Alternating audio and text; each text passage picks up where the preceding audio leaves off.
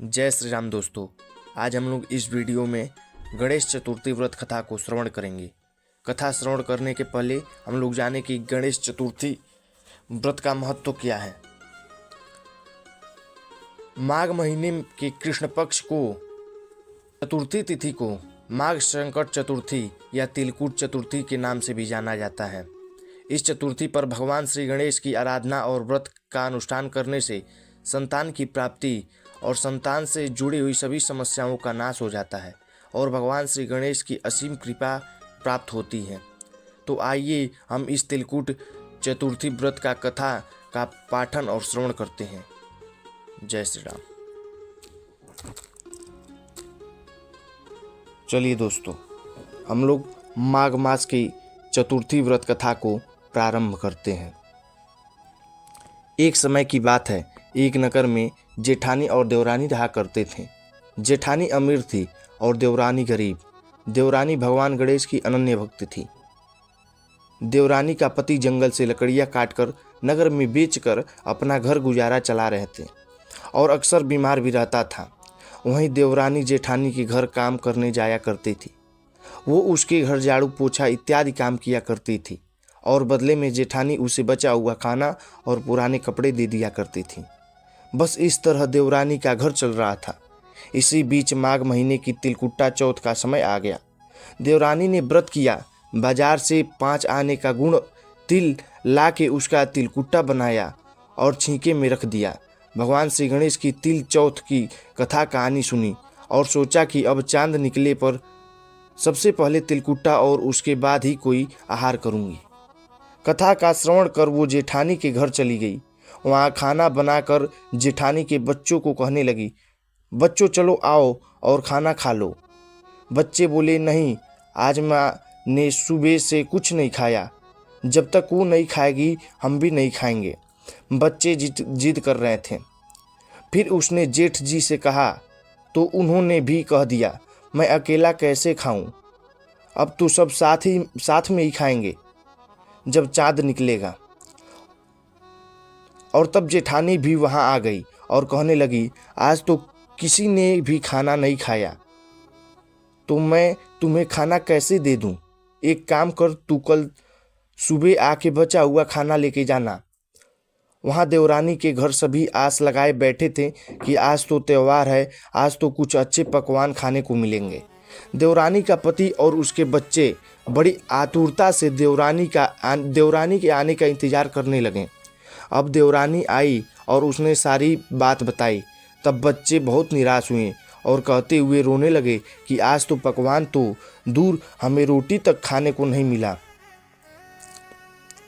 वहीं देवरानी का पति भी उस पर गुस्सा हो गया और कहने लगा कि इतना काम करने पर भी तुम्हें वो 2 वक्त की रोटी भी नहीं दे सकती, तो काम क्यों करती हो? और गुस्से में आकर उसने अपनी पत्नी को कपड़े धोने से मारा। धोना हाथ से छूटकर गिर गया तो पाटे से मारा और बेचारी बिना कुछ कहे रोते रोते भगवान श्री गणेश जी का स्मरण करते हुए बस जल ग्रहण करके सो गई।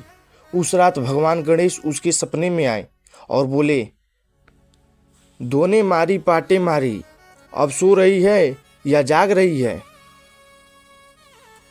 रोते रोते बोली, कुछ सो रही और कुछ जाग रही हूँ।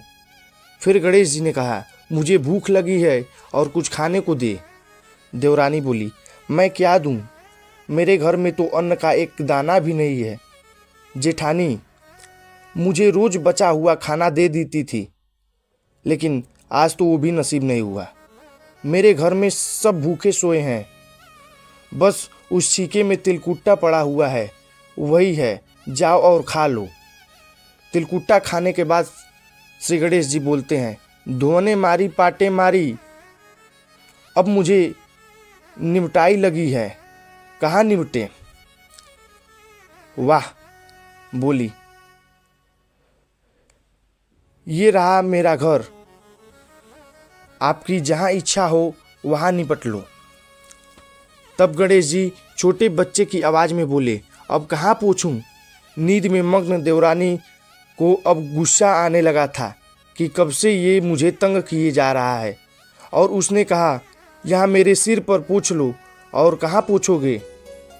अब सुबह हुई और देवरानी और सभी देखकर चौंक रह गए। उन्होंने देखा कि सारा घर हीरे मोतियों से जगमगा रहा है। गणेश जी जहाँ अपना हाथ पोंछ कर गए थे, वो हीरे की टिक्की और बिंदी से जगमगा रहा है। देवरानी उस दिन जेठानी के घर काम करने नहीं गई। बड़ी देर हो गई, लेकिन देवरानी का पत्ता ना पाकर जेठानी ने अपने बच्चों को देवरानी के घर भेजा। जेठानी ने सोचा कि कल शायद मैंने देवरानी को खाना नहीं दिया, इसलिए वो बुरा मान गई। बच्चे ने घर पहुंचकर आवाज़ देने लगा, चाची चलो, माँ ने बुलाया है, घर का सारा काम पड़ा हुआ है। अब देवरानी ने कहा, अब इसकी कोई ज़रूरत नहीं है, हमारे घर में सब भरपूर है गणेश जी की कृपा से। बच्चों ने घर जाकर के सारा वृत्तांत अपनी माँ को सुनाया और बोले, चाची का घर तो हीरे मोतियों और सोने जवाहरात से जगमगा रहा था। बच्चों की बात सुनकर जेठानी दौड़ी दौड़ी देवरानी के घर जा पहुंची और सब देखकर चौंक गई और बड़े अचरज से पूछने लगी, अरे ये तो बता, ये सब कैसे हुआ। देवरानी ने भोले मन से उस रात वापस घर आके जो कुछ भी हुआ वो हूबहू कह डाला। लालच की मारी जेठानी अपने घर आई और अपने पति से कहने लगी, सुनो, मुझे इस कपड़े धोने से मारो और पीटो। उसका पति बोला, हे भाग्यवान, तुम्हारा दिमाग तो ठिकाने पर है, ये क्या बोल रही हो। मैंने आज तक तुम पर हाथ भी नहीं उठाया, और कभी मैं तुम्हें इस धोने से क्यों मारूं, कैसे मार सकता हूं। वो अपने पति की एक भी न सुनी और जिद करने लगी। मजबूरन उसके पति को उसे पीटना पड़ा। उसने रात को सोने से पहले ढेर सारा घी डालकर चूरमा बनाया और छींके में रखकर सो गई और गणेश जी का ध्यान करने लगी। उस रात भगवान श्री गणेश जी उसके स्वप्न में आए और कहने लगे, मुझे भूख लगी है, मैं क्या खाऊं। जेठानी बड़े अहंकार से कहने लगी, हे गणेश जी महाराज, मेरी देवरानी ने तो आपको सूखे तिल का कुट्टा खिलाया था, मैंने तो झरते घी का चूरमा बनाकर छीके में रखा हुआ है। यही नहीं, साथ में मैंने फल और मेवे भी रखे हुए हैं, आपको जो मन करे वो खा लो। अब बालक रूप श्री गणेश जी ने कहा, अब मैं निपटूं कहाँ। तब जेठानी बोली, मेरी देवरानी के घर तो टूटी फूटी झोपड़ी थी, मेरे घर तो कंचन महल है, आपको जहाँ निपटना है वहाँ निपटो और जहाँ पूछना है वहाँ पूछ लो। फिर गणेश जी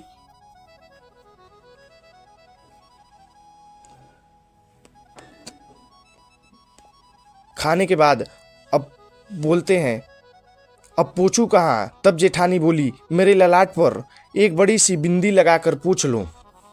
धन की लालची जेठानी अब पूरी रात सुबह के इंतजार में खो रही। उसे लग रहा था मेरा भी घर हीरे मोतियों से भर जाएगा। अब वो सुबह जल्दी उठ गई और अपना घर देखकर फूट फूट कर रोने लगी। उसका घर हीरे जवाहरात से नहीं बल्कि गंदगी से भरा हुआ था। चारों तरफ गंदगी ही गंदगी फैली हुई थी। उसके सिर पर हीरे की बिंदी की जगह गंदगी बिखरी हुई थी। पूरा घर बदबू मार रहा था। वो चक्कर खाकर गिर गई और भगवान श्री गणेश जी को कहने लगी, हे गणेश जी महाराज, ये आपने क्या कर दिया, मुझसे रूठे और उस निर्धन देवरानी पर टूटे। अब जेठानी गुस्से में अपने घर की सफाई करने में जुट गई, लेकिन वो जितना साफ करने लगी, मतलब कोशिश करती, उसका घर उतना ही गंदा हो रहा था।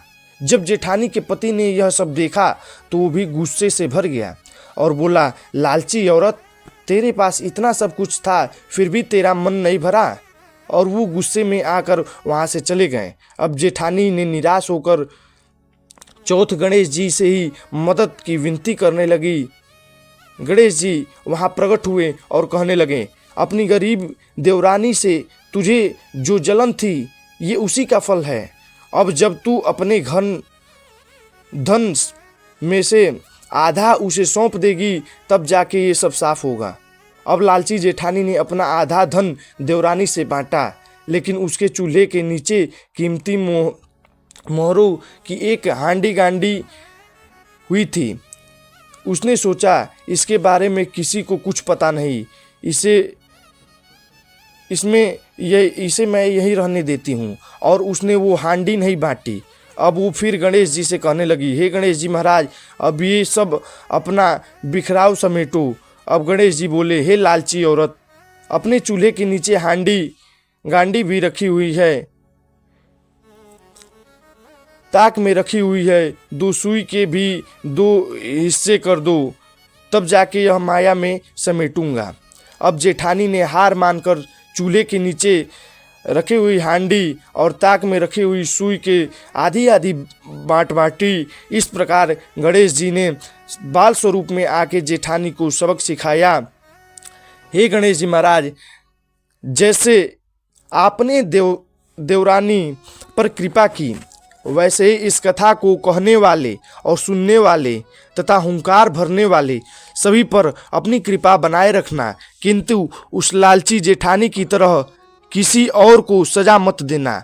बोलो श्री तिलकुट गणेश जी महाराज की जय, संकट चौथ की जय, गणेश जी महाराज की जय, श्री शिव शंकर जी महाराज की जय, पार्वती जी महारानी की जय। कल एक नए